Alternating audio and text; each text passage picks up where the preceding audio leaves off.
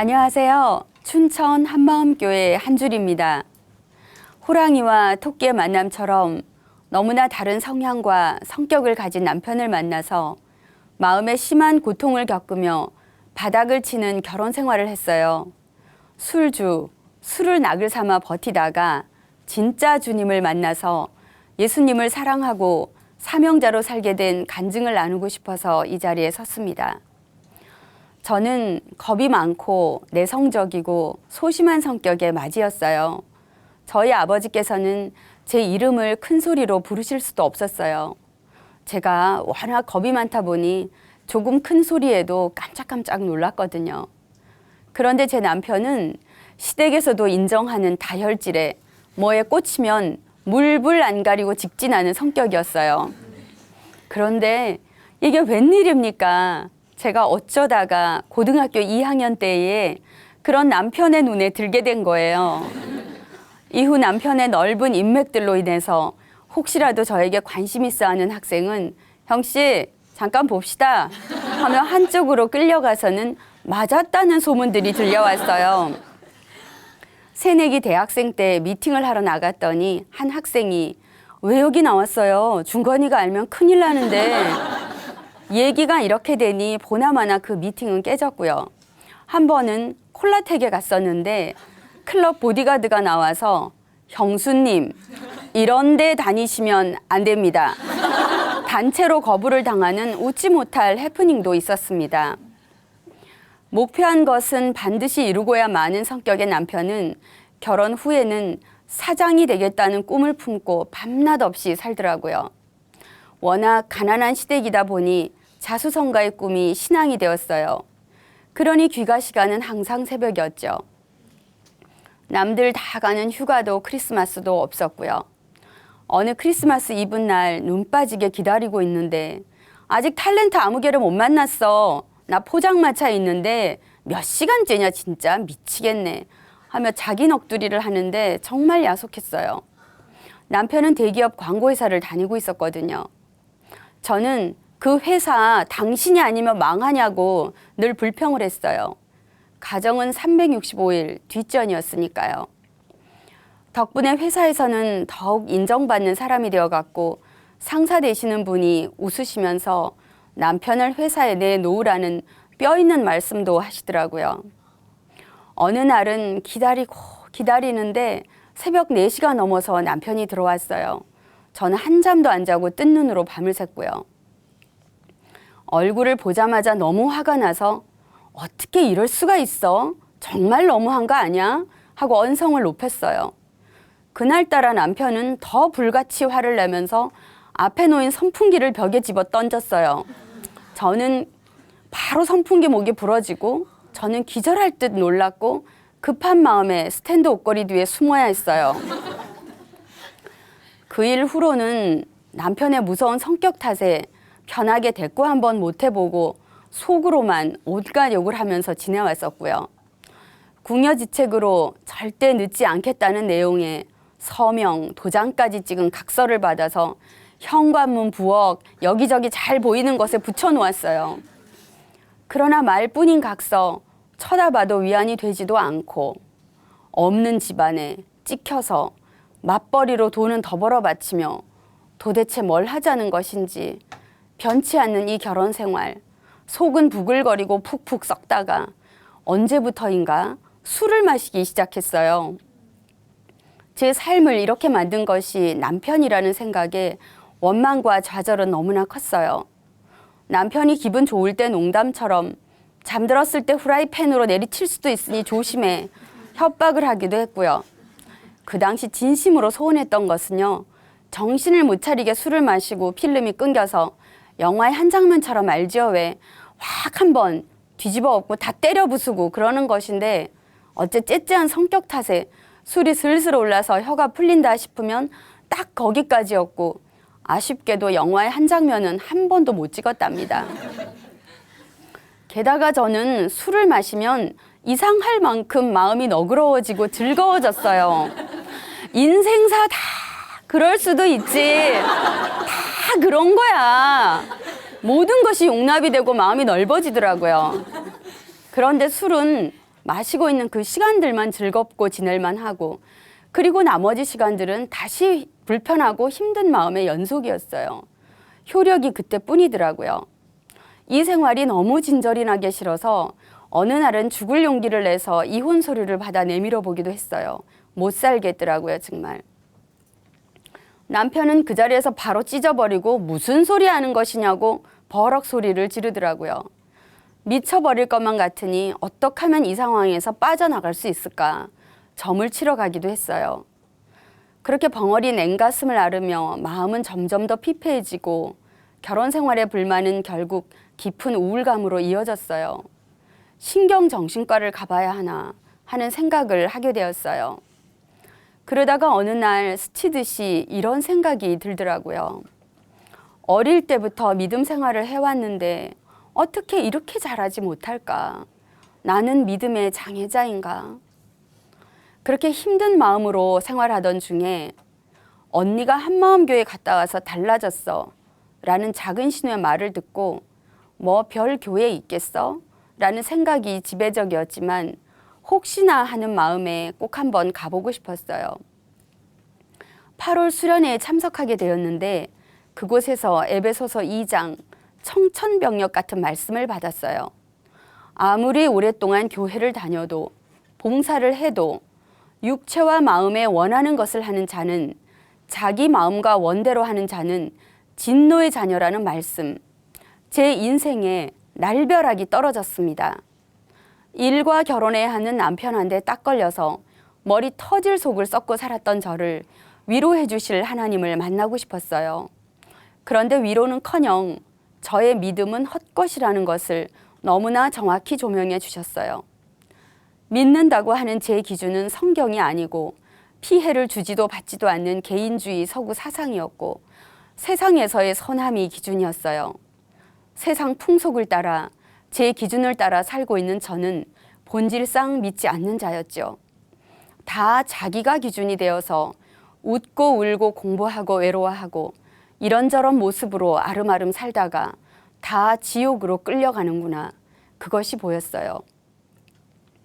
집으로 돌아와서 저는 다른 사람이 되었지요. 남편이 늦게 들어오는 것은 안중에도 없었고요. 유일한 친구요 위안이었던 술은 보기도 싫고 저혈압을 핑계하며 꿈도 꾸지 않았던 새벽 기도는 저절로 벌떡벌떡 일어나졌어요. 주중 예배에 더 열심을 내서 참석도 했어요. 그런데 하나님 아버지를 부르면서도 본질상 진노의 자녀인 내가 지금 누구를 부르는 것이지? 그러면 내 아버지는 마귀? 내가 지금 누구에게 기도하는 것이지? 가슴이 막히고 기도가 되지 않더라고요. 간절한 마음이라기보다는 답답한 마음에 미칠 것 같았어요. 제 신앙이 온통 헝클어졌는데 어떻게 해야 할지 알 길이 없더군요. 그렇게 7개월을 애를 써도 실마리도 잡히지 않는 상태였습니다. 그러던 어느 날 신우의 소개로 전화 한 통이 왔어요. 안녕하세요 자매님, 한마음교회 다니는 아무개입니다. 순간 저는 나는 이제 살았구나. 그냥 그 마음만 밀려왔어요. 교편 생활을 하는 자매와 저녁에 만났는데 만나자마자 울면서 그동안의 얘기를 늘어놓았어요. 자매가 오히려 좀 당황하면서 마음을 진정하고 예수님이 누구신지 알아보자고 했어요. 저절로 자매의 말이 하나님의 음성으로 들렸습니다. 그저 꼼짝없이 순종하고 싶었어요. 혼자 죽도록 해봤는데 아무것도 잡히지 않았으니까요. 그렇게 성경을 읽던 2주 만에 요한복음 1장에서 하나님이 사람이 되어 오셨다는 이 엄청난 소식이 제 눈에 보였어요. 사도행전 17장에서 부활로서 사람으로 오신 예수가 하나님이라는 증거를 모든 사람이 믿을 수 있도록 주셨다는 것입니다. 역사적 실제 사건, 부활 사건, 이것은 지구 전체를 뒤흔드는 사건이었어요. 목수의 아들, 그 청년이 바로 하나님이셨어요. 하나님이 오셨어요. 그동안 익숙하게 읽고 보고 들었던 성경이 부활의 증거를 통해 보니 살아 역사하시는 하나님의 말씀이셨어요. 그리고 우리가 하나님의 자녀였어요. 그래서 예수님이 찾으러 오신 겁니다. 절대 기준이 계시는데 이 땅을 보니 다 자기가 기준이 되어서 살고 있는 땅이었어요. 하나님을 버린 이 땅에 사람으로 오셔서 죽고 부활 승천하심으로 당신의 피로 영원한 제사를 드리셔서 온 인류가 용서받고 영생할 수 있는 길을 활짝 열어놓으셨다는 것을 알게 되었습니다. 예수님, 그분을 알아보는 순간 너무나 그립고 감사했어요. 이 땅에서 말할 수 없이 모진 고생을 하신 분이셨죠. 요한복음은 더 이상 글자가 아니고 저 같은 인생을 살려보겠다고 애쓰신 하나님의 몸부림이며 사랑임이 보여졌습니다. 제자들은 어떤 핍박을 받아도 동고동락했던 그들의 선생님이 부활로서 성경대로 이 땅에 오신 하나님이심을 정확히 알아볼 수 있었기에 목숨을 바쳐 증거할 수밖에 없는 증인들이 되었고, 그렇게 사도행전의 역사는 이어진 것이었더라고요. 이분 앞에 서니 제가 어떤 자인지 그대로 보였습니다. 보내주신 독생자 예수를 믿지 않고 성경을 다 이루신 이분을 배척하고 제가 기준이 되어 원하는 대로 되지 않는다고 고통하며 저주하며 온갖 죄를 품고 살았습니다. 모태신앙인으로 다혈질인 남편을 만나 드러내고 할 수 없었기에 이 마음으로는 더한 죄를 짓고 살았어요. 그러면서 예수님은 로마 군병들이 죽였다고 생각했었는데 알고 보니 제 죄가 예수님을 죽게 한 것이었어요. 제가 예수님을 죽인 것입니다. 어찌합니까, 하나님? 어찌합니까? 하나님께 범죄하여 감히 하늘을 쳐다볼 수도 없는 이 죄인에게 회개하라 하시는 하나님의 음성은 세상에 없는 은혜요 사랑이었습니다. 이 더럽고 더러운 마음에 흠도 점도 없는 거룩하신 예수님을 모신 후부터는 예수님을 알아가는 사복음서 읽는 시간이 마음을 가장 설레게 하는 시간이 되었어요. 예수님께 빠져버렸습니다. 제 인생 처음으로 사랑이 무엇인지 알았습니다. 원수를 위해, 배신자를 위해 전능자가 피조물을 마음과 뜻과 목숨을 다해서 사랑하셨습니다. 그리고 그분이 제 안으로 들어오셨습니다. 예수님을 위해서라면 무엇을 아끼며 예수님이 원하신다면 무엇을 마다하랴, 그런 마음만 가득했습니다. 제 생명을 버린들 주께 갚음이 될까요? 제 일생을 바친들 주께 갚음이 될까요? 온 인류가 순교한들 주님 한 분의 목숨값이 될까요? 주님의 은혜는 무엇을 해도 갚을 수가 없는 사랑이었어요. 그런데 그렇게 고마우신 예수님이 원하시는 것은 단 하나, 요한의 아들 시몬아, 너가 나를 사랑하느냐? 사랑하느냐? 사랑하느냐? 묻고 또 물으셨어요. 제가 주를 사랑하는 줄 주께서 아십니다. 대답하는 저에게 내 양을 부탁한다, 부탁한다, 부탁한다 당부하셨어요. 차마 양들을 두고 발길이 떨어지지 않으시는 그 마음이 전달되니 제 인생을 다 바쳐 제 온 힘을 다해 제 생명을 다해 예수님의 당부를 들어드리고 싶었어요. 제일 먼저 아들과 남편이 마음에 들어왔어요. 초등학교 3학년인 아들에게 그동안 엄마 마음대로 너를 키워서 너무 미안하고 앞으로는 말씀대로 키우겠다고 나를 용서해달라고 했어요. 남편이 늦게 들어오는 것이 너무 좋았지요. 성경을 더 읽을 수 있었기 때문입니다. 늘 그렇듯 인사불성이 되게 술이 떡이 되어 들어오는 남편에게 성경을 읽어주곤 했어요. 친정과 시댁 식구들에게 예수님을 전했고 친정 아버지는 삭개오와 같은 변화를 받으셨고 시아버지는 애지중지하셨던 제사를 끊고 예수님만 섬기시며 살고 계십니다.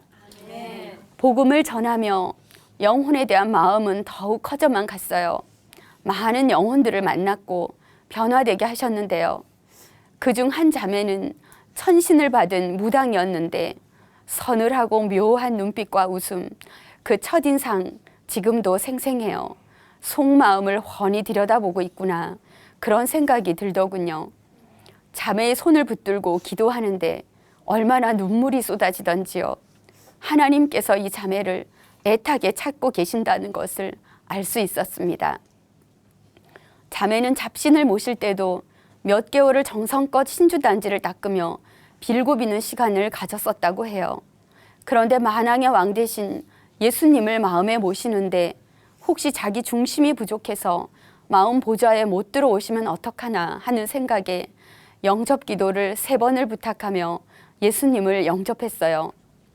그리고 영어 학원에서 만난 자매인데 정신줄을 놓도록 술을 마시고 그 조그만 손으로 건장한 남자도 할 수 없는 공중전화 박스도 부수고 남자친구에게 칼도 던지고 그랬던 자매예요. 이 자매는 언니 사는 게 아니에요 라는 말과 돈이 최고예요 를 입에 달고 살았었어요. 몸은 안 아픈 곳이 없어서 늘 몸을 흔들고 꼬고 비틀고 했어요. 가만히 앉아서 대화를 이어간 적이 거의 없었죠. 만날 때마다 매번 답답해하고 외로워해서 명절에도 혼자 둘 수가 없어서 같이 데리고 시댁에 갔었어요. 그런데 시댁에 가자마자 인사도 안 하고 시아버지 이불을 머리 끝까지 뒤집어 쓰고 잠만 잤던 기억도 있습니다. 참 난감한 시간이었죠. 어느 토요일 교회에서 기도하는 중에 성령의 역사로 자매를 잡고 있던 군대 귀신이 떠나고 병을 치유받고 원수 맺은 것도 풀어지고 영혼에 대한 마음만 가득해지는 놀라운 역사가 일어났어요. 5년 동안 방 안에만 갇혀 살며 폭력과 자살로 막장 인생을 살았던 자매도 있었고요. 캐나다로 건너가 지부를 세운 자매도 있습니다. 복음의 능력은 어떤 자를 만나도 빛을 드러내셨고 모두 다 충성된 주님의 제자요 공동체의 일꾼이 되게 하셨습니다. 때가 되니까 남편도 돌아오게 하셔서 지금은 하나님의 동력자요 공동체의 일원으로 살고 있어요. 공동체가 없고 나 홀로 신앙이었다면 이런 든든한 열매들은 꿈에도 상상하지 못했을 겁니다. 어느 여름 수련회에 하나님께서는 감당할 수 없는 큰 기도를 부어주셨어요. 저는 그것이 더 넓은 곳으로 가라는 하나님의 사인으로 받아져서 아들을 유학 보내게 되었어요. 미국 형님 집에서 머물게 되었는데 형님이 복음을 받게 되면서 그것이 계기가 되어 미국 지부를 탄생시켜 주셨어요. 4개월 만에 이루어진 일이고요. 충성된 많은 영혼들을 만났어요. 그리고 그들을 통해서 복음이 멕시칸들과 백인들에게까지 번져가고 있고 백인을 통해서 러시아 리더들에게까지 연결되어 있어요. 민족과 인종의 장벽을 넘어서 번져가는 복음의 능력을 보고 있습니다. 작년 4월 25일 생각지 못하던 병을 얻게 되었어요. 만성골수성 백혈병이라는 진단이 났습니다. 불치병이라고 하더군요. 죽음 앞에 세워주셨어요. 남김없이 인생을 정리하라는 사인으로 받습니다. 공동체의 생명을 내놓은 기도와 남편의 지극한 사랑과 보살핌으로 의사 선생님도 놀랄 만큼 치료 상황은 아주 좋습니다. 갚을 수 없는 사랑의 빚을 졌죠. 돌연변이 세포로 인한 병이라 결과는 주님만이 아십니다. 저는 사나 죽으나 예수님의 것입니다. 한낱 피조물에 아무것도 아닌 이 고백을 듣기 위해 하늘 영광 버리시고 영원히 사람이 되어버리신 예수님. 저도 예수님을 온 마음 다해 사랑합니다.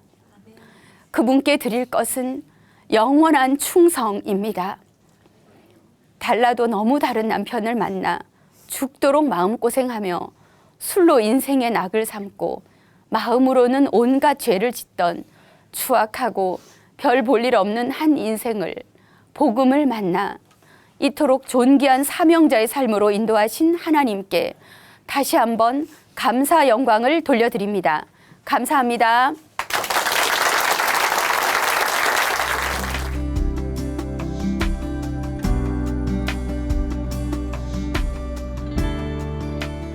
안녕하십니까. 춘천한마음교회 강선일입니다. 저는 술 좋아하고 사람 좋아하다 결국 가정이 깨어질 지경에 이르게 되었는데요. 부활하신 예수님을 만나 가정이 회복된 은혜를 나누고자 합니다. 지금은 강릉에서 직장생활을 하고 있지만 강원도 정선 예미라는 동강가에 사방을 둘러봐도 산답게 보이지 않는 산골 중에 산골에서 6남매 중 넷째로 태어났습니다. 아버지는 제가 9살 때 돌아가시고 어머니께서 너무나도 힘들게 저희 6남매를 키우셨는데요. 가정이 어렵다 보니 누님 2분과 형님은 초등학교만 마치고 직장생활을 하며 돈을 벌어야만 했고요. 다행히도 저는 고등학교는 졸업할 수 있었지만 대학은 꿈도 꾸지 못하고 직장생활을 해야만 했습니다. 시골에서 고등학교를 졸업하다 보니 마땅한 직장이 없어 산에서 나무베는 벌목장에서 일을 하기 시작했는데요. 산에서 나무베는 일이 워낙 힘들고 위험한 일이다 보니 하루 일을 마치면 술로 긴장과 피로를 풀곤 했습니다. 그곳의 술 문화는 보통이 아니었는데요. 이건 술을 마시는 것이 아니라 갈증 날 때 냉수를 마시듯 그냥 들이붓는 수준이었습니다. 저는 그렇게 술을 배웠기에 안주도 별로 없이 엄청난 양의 술을 거의 매일 마시다시피 했는데요. 저녁 먹을 때 소화를 돕는다고 반주로 소주를 한두 잔 마시는 술이 소주 3병이었으니 엄청나게 많이 마셨죠.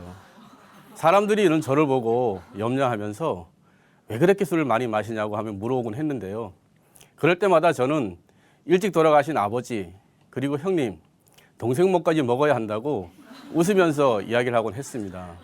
저희 형제 중에 유일하게 저만 술을 먹었거든요. 1년 동안의 힘든 벌목장 생활을 마치고 지금의 직장인 우체국에 들어가게 되었고요. 30살이 조금 넘어 아내를 만나 가정도 꾸리게 되었습니다. 그렇지만 제 술버릇은 여전했습니다. 신혼 초 저는 아내를 보채서 여름 바닷가에서 간이 텐트를 치고 여름 한철 장사를 한 적이 있었는데요. 아내 일손 돕는 일은 뒷전이었습니다. 고기 잡는 동네 형님과 어울려 매일 술만 마셨는데요. 하루에 소주 40병짜리 한 짝 이상을 마시곤 했습니다. 보통 사람들은 상상도 할 수 없는 양이었죠. 그래도 그 다음날은 지각 한번 하지 않고 출근을 했고요. 일을 끝마치고 저녁이면 또 일손을 돕네 하고 또 술이 시작되었는데요. 그러는 사이 여름 한철이 다 가더라고요. 여름 장사를 끝내고 결산을 했더니 여름 장사 준비할 때 산 물품비하고 제가 여름 한철 먹은 술값이 남은 거더라고요. 아내는 정말 지겨웠을 겁니다. 그러니 늘 제게 제발 술 좀 그만 먹으라고 술 좀 끊으라고 했지만 저는 남자의 모든 인간관계는 술자리에서 시작된다고 생각했기에 술을 끊는다는 것은 직장 동료, 친구, 그리고 사회에서 만난 모든 사람들과의 관계가 끊어진다고 믿었습니다. 그래서 저는 술을 끊는다는 걸 상상조차 할 수 없었고요. 술이 없는 제 인생은 살 소망이 없어지는 것이었습니다. 그래서 저는 아내에게 술을 끊으려 하지 말고 차라리 나보고 직장을 그만두고 죽으라고 해라 라고 했습니다. 그때 붙여졌던 별명이 술선일이었습니다. 이렇게 술 좋아하고 놀기 좋아하다 보니 직원들과 아는 분들을 수시로 집으로 불러 새벽까지 술을 마시는 것은 보통이었는데요. 저희 집에 술 손님이 오시면 이 엎드릴 소주병이 아니라 항상 페트병, 즉 대병이 준비되어 있었습니다. 저희 가족이 동네 슈퍼에 술을 사러 가면 응당 주인은 페트병을 꺼내면서 몇 개나 드릴까요? 라고 했죠. 맥주는 배가 불러 소주만 고집했고요. 술잔은 소주잔이 아닌 맥주잔이었습니다. 매년 여름 가족과 회사 동료와 함께 강릉으로 피서로 오는 친구가 있었는데요. 그 친구는 피서로 오면 가족은 팽개쳐두고 저랑 몇 날 며칠을 술만 마시다 돌아갈 땐 입술이 부르터서 돌아가곤 했습니다. 저희 집 안방엔 막내딸 100일 사진이 지금도 걸려 있는데요.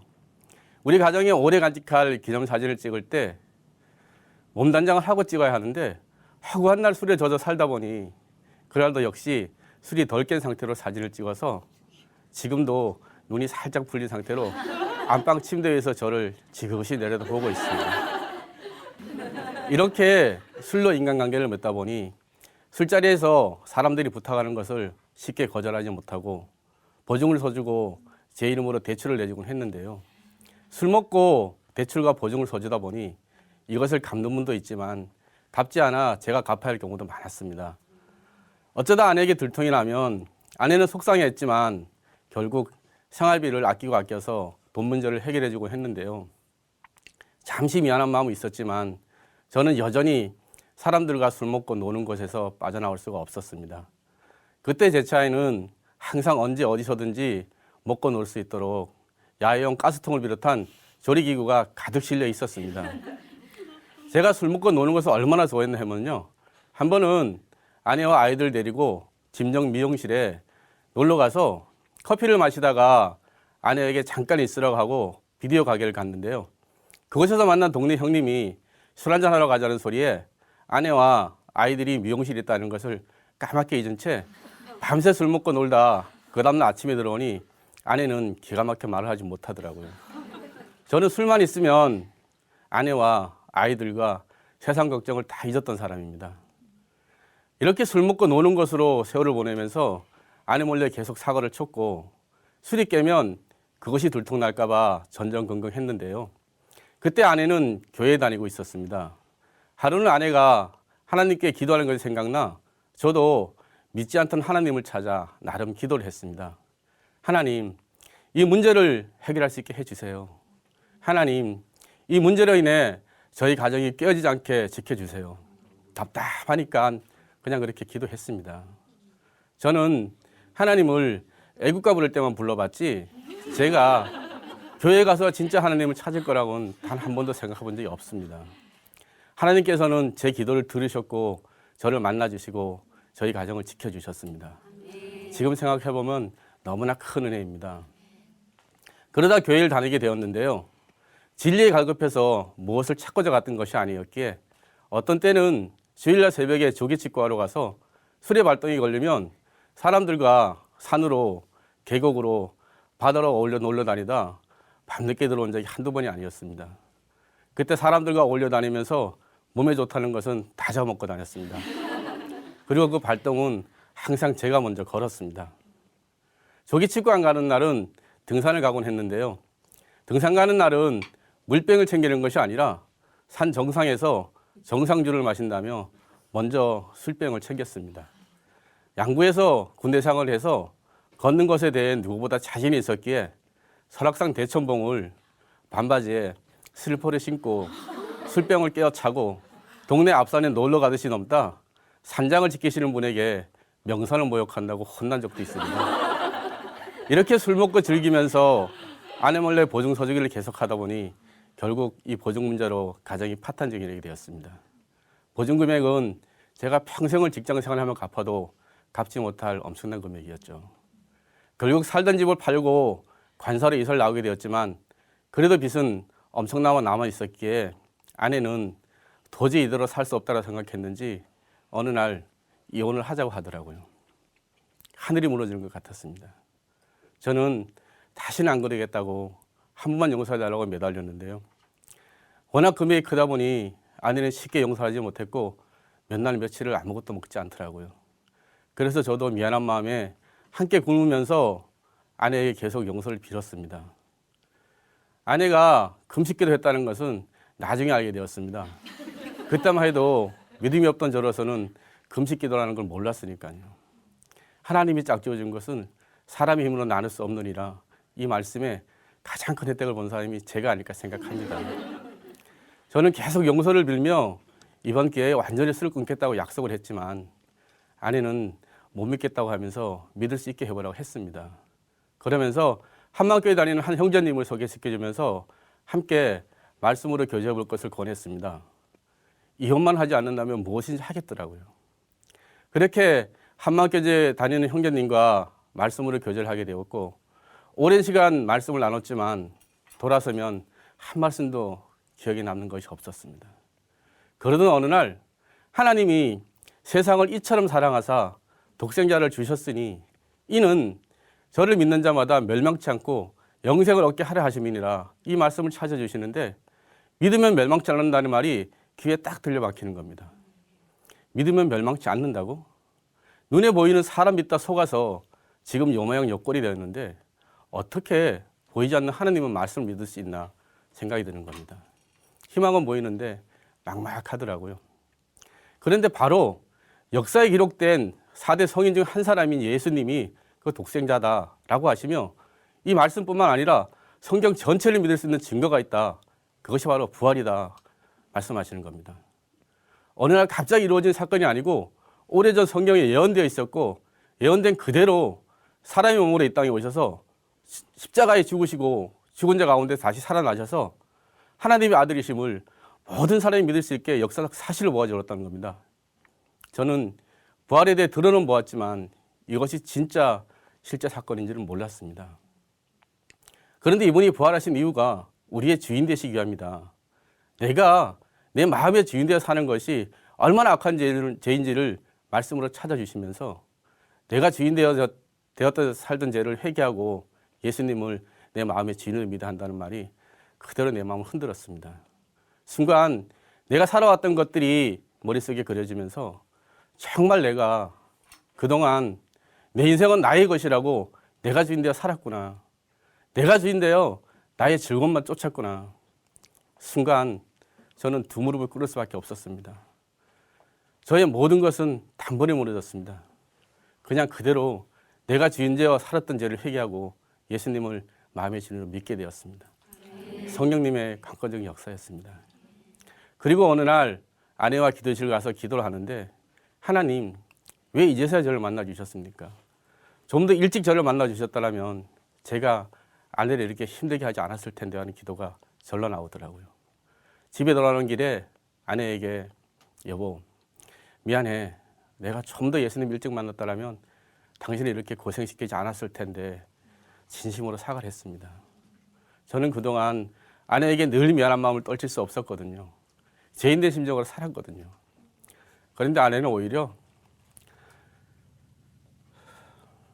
많은 재물을 잃어버렸지만 당신을 다시 찾게 되어 감사해야 하는데 몸둘 바를 몰랐습니다.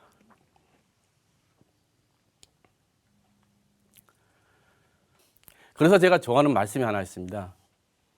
고린도후서 5장 17절 말씀인데요. 그런즉 누구든지 그리스도 예수 안에 있으면 새 피조물이다. 이전 것은 지나갔으니 보라 새 것이 되었도다. 예수님이 십자가에서 나의 옛사람을 완전히 죽이시고 새로운 피조물로 만들어 주셨으며 예수님은 예전에 내가 어떠한 삶을 살았다 할지라도 결코 정죄치 않고 이런 나를 위해 죽어주셨다고 하셨는데 한편으로는 죄송하고 한편으로는 기쁘고 감사했습니다. 이렇게 저는 부활하신 예수님을 내 마음의 주인으로 믿고 나서 내 몸이 하나님이 거하시는 성전이 되었다는 걸 알게 되면서 술을 끊지 않을 수가 없었습니다. 제가 술을 끊겠다고 결심했을 때 아내는 설마 저 인간이 술을 끊겠는가 라고 생각했다 합니다. 술을 끊었습니다. 술을 끊었지만 회식 자리에서 사람들이 술잔을 권하면 저는 제가 몸이 좋지 않아서요 하고 거절을 했습니다. 실제 저는 통풍이라는 병을 가지고 있습니다. 그런데 이렇게 해서는 안 되겠다는 생각을 했죠. 그러던 어느 날 직장 상사의 저녁 식사 자리에서 술잔을 권하시기에 저는 예수님 믿고 교회 다니기 때문에 술을 먹지 않겠습니다라고 말씀을 드렸더니 의외로 그러시냐 하면서 술잔을 주지 않으시더라고요. 그 이후 모든 술자리에서 예수님 믿고 술을 끊었다는 것을 자신 있게 말하게 되었습니다. 그러나 고민이 있었습니다. 7개월 정도 지난 후에 직장 문제로 출장을 간 적이 있었는데요. 출장지 직원들은 제가 술을 끊었다는 것을 모르고 자꾸 술을 권하기에 마지못해 몇 잔의 술을 받아 마셨습니다. 출장 중이니 한잔 해도 모르겠지 하는 생각도 있었겠죠. 그때만 해도 하나님보다 아내가 더 무서울 때였거든요. 그런데 그날 밤새 토하고 설사하고 얼마나 혼이 났는지 모릅니다. 그 사건을 겪으면서 하나님께서 이제 나하고 술하고는 관계없는 사람을 만드셨구나 생각을 하게 되었습니다. 저는 그렇게 많은 술을 먹으면서도 토해본 기억이 없습니다. 그 사건 이후 지금까지 단 한 잔의 술도 먹어본 적이 없습니다. 정말 하나님께서 해주셨습니다. 이런 저의 모습을 본 직원 부인들이 어떻게 그 좋아하는 술을 끊었냐 하며 우리 남편도 교회 좀 데리고 가서 술 좀 끊겨달라고 부탁까지 하는 겁니다. 그러면 저는 예수님 믿으세요. 죽으시고 부활하신 예수님을 마음의 진으로 믿으면 다 해결됩니다. 라고 대답합니다. 이렇게 변한 저의 모습에 지금은 천국에 계신 저희 형님께서 원주 기독교 병원에 입원해 계실 때 지체 한 분이 형님에게 복음을 전하러 간 적이 있어요. 가서 복음을 전하고 형님께 예수님 믿으라고 말씀을 드렸더니 평생에 예수님 예자도 생각해보지 않던 내가 죽음을 앞두고 무슨 염치로 예수를 믿겠냐 하며 망설이시다가 개망나니 같은 내 동생이 변한 것을 보니 무언가 있다라고 하시며 결국 예수님을 마음의 진으로 믿었다고 합니다. 이렇게 형님의 눈에 비친 제 삶의 변화가 얼마나 컸으면 이런 말씀 하셨겠습니까? 인제에서 목회를 하는 친구도 야, 다른 사람은 다 예수님 믿어도 너는 절대 안 믿을 거다라고 얘기하더라고요. 하나님께서는 이런 저를 만나주시고 저는 이제 부활하신 예수님을 나의 주 나의 하나님으로 믿으며 직장에서 사람들의 본이 되는 생활을 하려고 노력하고 있고요. 시간 날 때 틈틈이 복음도 전하고 있습니다. 예수님 믿고 나서 무엇보다도 가장 기뻤던 것은 저 때문에 마음고생하시던 어머니께 복음을 전해서 예수님 믿고 천국 갈 수 있게 된 일입니다. 생각하면 할수록 감사할 뿐입니다. 저는 지금 3자녀를 두고 있습니다. 첫째 아이들이 쌍둥이인데요. 저는 이 쌍둥이를 어떻게 키웠는지 기억이 없습니다. 아내가 아이들을 힘들게 키울 때에도 저는 매일 술 먹고 늦게 들어왔으니까요. 술 먹고 들어오면 아이들 잠자는 모습이 너무 이쁘잖아요. 그럼 저는 아이들 볼에 제 볼을 비비면서 아빠 왔다 하고 아이들을 깨워놓고 저는 코 골며 잠들면 아내는 다시 아이들을 업고 안고 재워야 했습니다. 제가 정신을 차리고 보니 가정은 황폐해져 있고 아이들은 다 커 있더라고요. 제가 이 간증을 쓰기 위해 아이들에게 아빠의 예전 모습에 대해서 물어봤습니다. 그랬더니 한마디로 아빠의 모습은 집에서 볼 수 없었다고 얘기하더라고요. 그럴 수밖에 없죠. 매일 아이들 잠자는 시간에 출근하고 잠자는 시간에 퇴근하니 아빠라고 알아보는 것만도 감사하죠. 그런데 지금 아이들이 저를 엄청 좋아합니다. 아빠 같은 사람하고 결혼하고 싶다는 이야기를 하기도 하죠. 예전에 저의 모습이라면 이런 얘기 나오지 않았겠죠. 부활하신 예수님을 마음의 진을 믿고 나니 파탄 직전에 있던 가정을 회복시켜 주셨습니다. 저 때문에 폭풍전야 같은 집안 분위기도 확 바뀌었고요. 부부 사이도 신혼 때보다 더 좋습니다. 그 어떤 것으로도 바뀌지 않을 것 같은 제가 직장과 가정에서 제 자리를 찾을 수 있었던 것은 오직 부활하신 예수님을 만났기 때문입니다. 술독을 끌어안고 이 술주자가 주인인 줄 알고 살던 제가 회개하고 진짜 주인이신 부활하신 예수님을 주로 모시고 이 땅에서 천국 삶을 살고 있습니다. 저는 세상 소식 전하는 집배원으로 30년을 근무했는데요. 하나님께서는 요나서를 통하여 영혼들을 얼마나 사랑하시는지 알게 하셨습니다. 이제 부활하신 예수님이 나의 주인이신 제 삶은 하나님을 모르는 예수님을 모르는 사람들에게 복음의 기쁜 소식 전하는 자로 사는 것입니다. 전능자가 이 땅에 오셨다고 하셨습니다. 부활하셔서 지금도 하늘 보좌 우편에 앉으신 이 예수님을 마음의 진으로 믿으시고 이 땅에서 천국 삶을 사시기를 간절히 소망합니다. 감사합니다.